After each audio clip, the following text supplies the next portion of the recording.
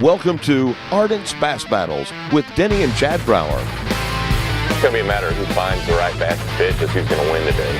I'm still going for a 13-0 on this show series. Oh, man, right in the same hole where the other one was. Yes. Look at that. Beautiful. God, look at that fat fish. That fish is built like me. You feel like you're already behind? Yeah, he's a comedian already this morning. Wonder what it'd be like to be 2 down. He probably kicked my butt today.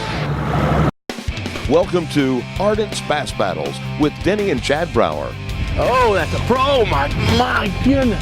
You talk about jump. Fish number 1, and it's a good one. I'm one of the luckiest people in the world. Travel around the country and fish for a living. Get to hang out with my son. Show you what I look for in a jig. There's a good chance I'm probably going to win. Yeah.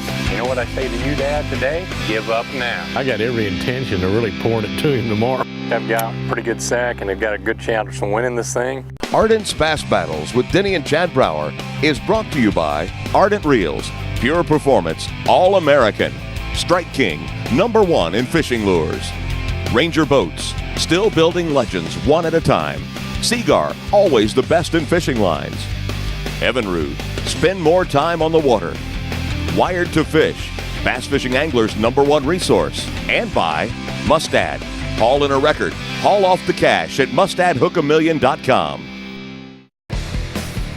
After the first competition here on Mille Lake for smallmouth bass, Denny and Chad return for a second day to battle it out for largemouth bass only. After winning the first challenge, Denny continues to poke fun at Chad before the fishing begins. Man, I thought the sun was coming up, but that's the Chad in that brilliant boat. Today, it's all about largemouth. No smallmouth. No smallmouth. Okay, well. So, I got a feeling that it's going to be a little bit of both of our strengths. I think it'll be a good day. It's just whether we can catch any big ones. Well, they all live in the bays here, it seems like. Good luck. You feel like you're already behind? Well, I was second to the ramp, so yeah, I'm coming from behind already today. You know, I really slept good last night just in anticipation. Yeah, he's a comedian already this morning. Wonder what it'd be like to be 2 down. We're not going to find out. Huh?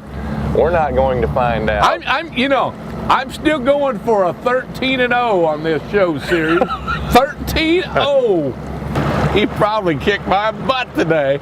Kind of a nice break to get up here. We actually got sweatshirts on this morning. It's in the low 60s air temperature. Got some cloud cover. There's supposed to be storms moving in. They should be biting. I mean, these are ideal largemouth conditions. These are big, fat football fish. A lot of fun.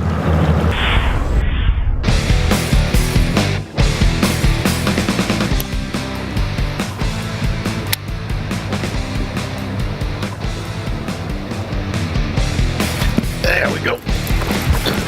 What a way to start. Wow. What a chunk.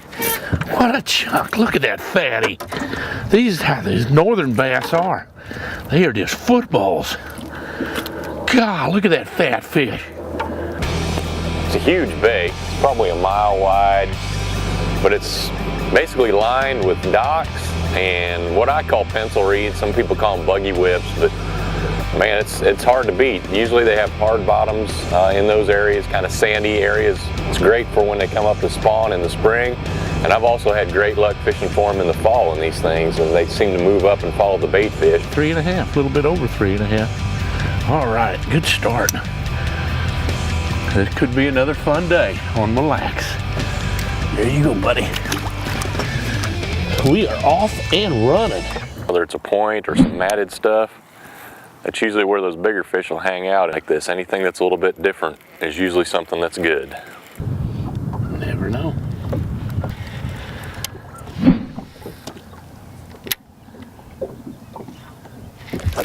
There we go. Oh, he's got me in the reeds. They get you wrapped up like that. There he comes. Not a giant, but can't believe I haven't caught one yet. Looks too good. little over 2 pounds. We'll call that 2 pounds. Bass number 2. Ate the old jig. And I don't know whether the jig's gonna be the deal. I just have to start with it. Been fishing about 45 minutes, and we've already got 2. That's what that fish bit right there. Throwing a 3/8 ounce Strike King Premier Pro Model jig, black and blue with a black blue rage chunk behind it. The Ardent F700 flipping pitching reel. That's a fun start right there. After a slow start for Chad, Denny is on the board with 2 fish. Ardent's Bass Battles with Denny and Chad Brauer. Be right back. You're watching Ardent's Bass Battles with Denny and Chad Brauer here on Mille Lake in Minnesota. And Denny, it seems, has found the mother lode. Oh, man, right in the same hole where the other one was. Oh, right, a chunk. It's disc pressure. In other words, when you put it in there, they're coming and they're getting it, and they're just sitting there with it and not moving. 3 pounds even. What a chunk. There you go, buddy. I just feel like I got sniped from across the bay.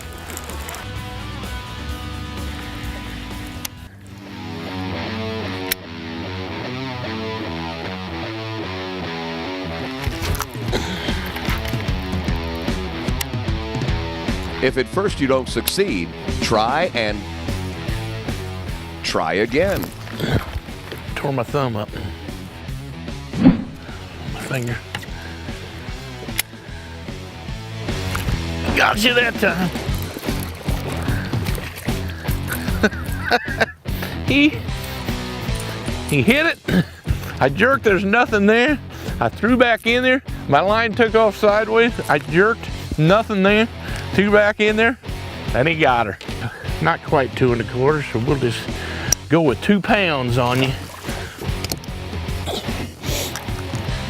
Get that bite, always throw right back in there. Nice point on an island.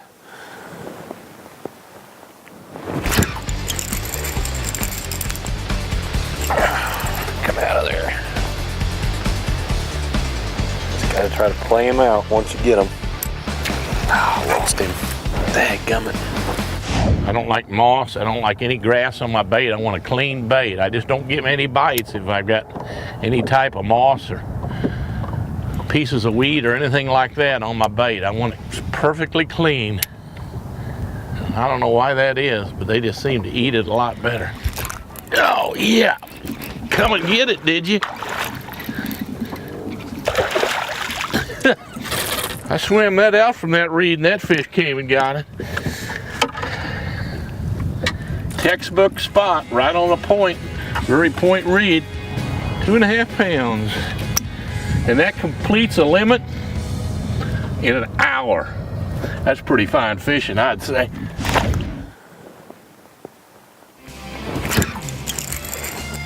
Come on, come out of there.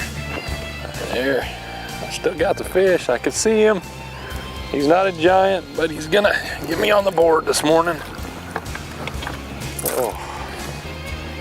I'm beginning to wonder here if I was ever gonna get anything going. He's not gonna go far, but he does at least get me something on the board. Well, no, he's an even 2 pounds. Got fantastic water depth and good water clarity. Everything I ever look for in fishing stuff like this. And this time of the year, you want that bait down there, and if I'm just getting a few bites on this 1/2 ounce jig, I may scale up to a 3/4 ounce just to get that quicker fall down in there. There he is. Come out of there. That's a little trick to getting fish out of the reeds. Nice. All right, that's 2 bites in like a 20-yard stretch. I'm gonna stop myself here so I don't drift into any more. Sit right on the 3 pound line. I can live with that.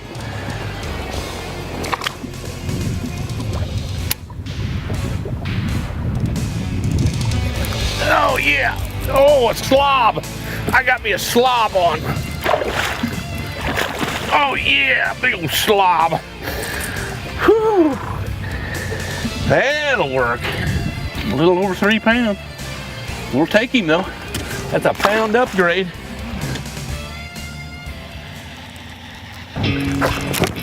There we go. Oh yeah. Ah, you won't do me any good. Whoa. Man, oh man. Need any your size. He got me in reeds now, but he's a good fish. I can see him down there. That is more like a big northern largemouth. I'll tell you what, essential gear when you get in pencil reeds like this, that F700 with that drag, just an automatic drag set at 20 some pounds where it doesn't have any give when you set the hook on a fish like this, that's what I'm talking about. That fish right there is 4 pounds, 8 ounces. Yes, look at that, beautiful. If I could catch 4 more like that fish, we're gonna come out of Minnesota 1-1. One of the neatest things about my career is I get opportunities to work with great companies to design new products. And I've been able to do that with Ardent Reels in designing the F700 flipping and pitching reel. I take a lot of pride in this, otherwise I would not have put my name on it. It's got features unlike any other reel. If you flip and pitch, you really need to get you one of these reels. And the reason why, it's got a super strong drag, actually built in with 22.5 pounds of permalock drag. So when you set the hook, it's not going to slip. You're going to get that great hook set, stainless steel handle that will not bend, a nose cone, no level line. The line just shoots straight out of this reel. You can pitch lighter baits further. Got a narrow spool. You don't waste a bunch of line. It's got a flipping switch on the bottom where if you right-handed and you want to switch back and forth, you like a flipping switch feature, it has that built in for you folks. Got a lot of features that are going to make you a better flipper and pitcher. Check out the Ardent F700. That's getting a fish out of the reeds. That's also a result of being pumped up by a 4.5 pounder about 5 minutes ago. Whew. Well, fish number 4, not near as good as fish number 3, but it's something. 112. I mean, it always proves true. Fishing grass, once you get a bite, there's almost always more fish around. You're watching Ardent's Bass Battles with Denny and Chad Brauer here on Mille Lake in Minnesota. Everybody take your picture? Oh, you have right at it. Good looking boat. Hey.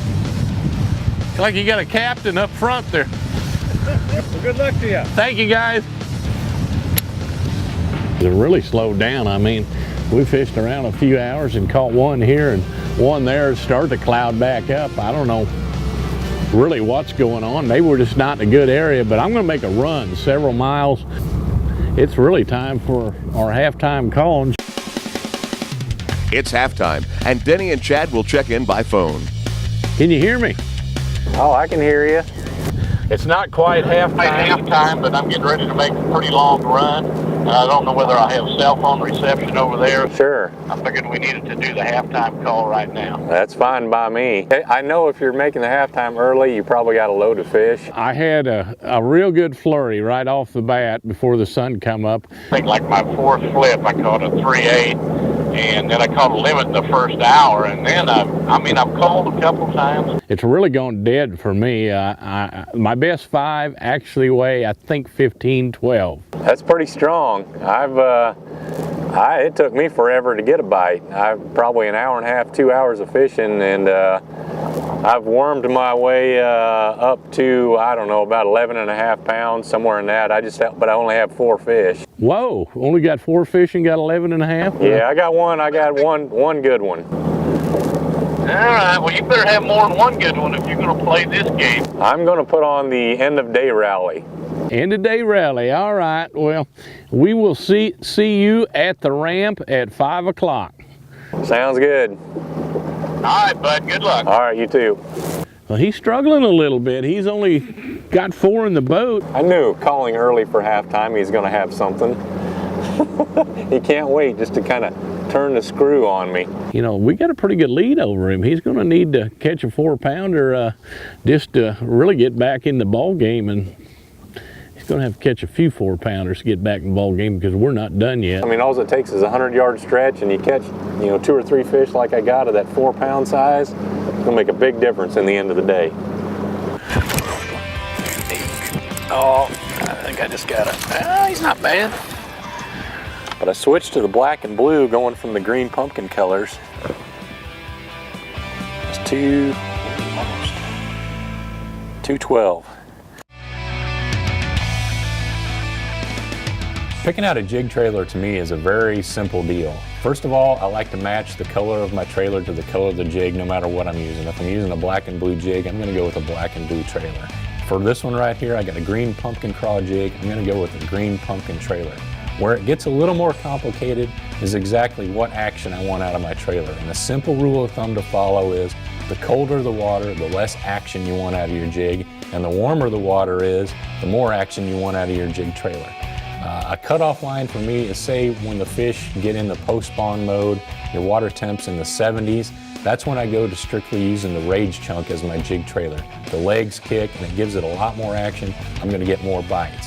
Below that water temperature, I almost strictly go exclusively with the plastic chunk, and it basically just looks like a crawdad going through the water, and you're crawling across the bottom and it looks totally natural. Use those rules of thumb as your guide to picking out a jig trailer. You're going to get as many bites as possible every day on the water. There's a coal. Oh man, you talk about mean fish. What is it about these northern fish? Why are they so mean? Must be their bad attitude from the cold winter or something. That's going to help. 312. But for me, using the fluorocarbon in clear water like this, more bites. And to beat Dad, more bites is definitely important. This is definitely going to help. Ardent's Bass Battles with Denny and Chad Brauer will be right back. You're watching Ardent's Bass Battles with Denny and Chad Brauer. We return to the action here on Mille Lake in Minnesota, look at that one. and Chad is on the comeback trail. That's what I like to see out of those fish. I like to get them coming straight up. I'll tell you what, I thought the smallmouth on this lake were mean, but the largemouth, they're really mean. Got another 3-pound 12-ouncer. It's like a sweat bath in these pants. So I'm coming out of them. There he is. What have I got here? I got a helper maybe. Oh yeah. 3/8.